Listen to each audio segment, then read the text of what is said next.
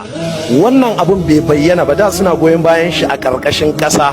Abun bai bayyana ba sai ƙarshen rikicin da aka yi, kowa ya ki fitowa ya je ya yo belin shi, sai ga su ƙarara su sun fito a lokacin ƙarara.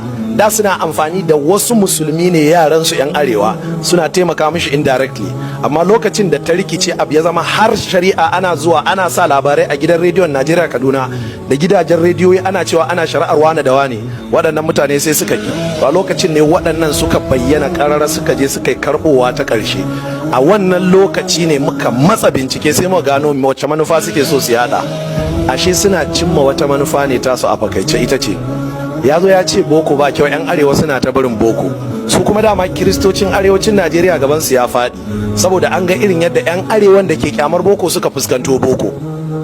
To sai aka ji ga wani yana jawo ayoyi da hadisai, yana faɗin manya-manyan littafai, yana cewa boko ba kyau. Ashe wannan zai rusa arewa kenan. Nan da nan sai suka ɗaure mishi gindi.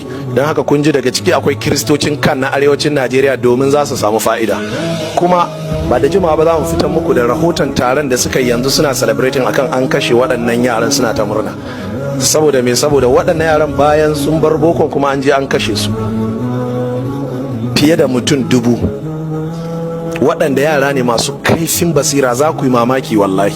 Kamar wancan da nake cewa ɗan gidan sakataren gwamnatin jiha, ina jin biological menene yake karanta, biochemistry. Duk da ya dawo ya bar abin shi ma fa daga baya, dan dama shi da na dubi idan shi nace kai kan karya kake, wannan zaka dawo cikin mu, zaka yi boko. Yace ina karya ne, nace karya kake, muka yi raha haka, nace zaka dawo.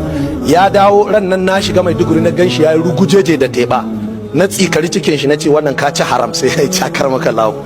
Ashe tuni ya tuba ya koma sa, sai na bashi kwangila yana ci. Tuni haram ta shiga. Shine ina fatan mun gane.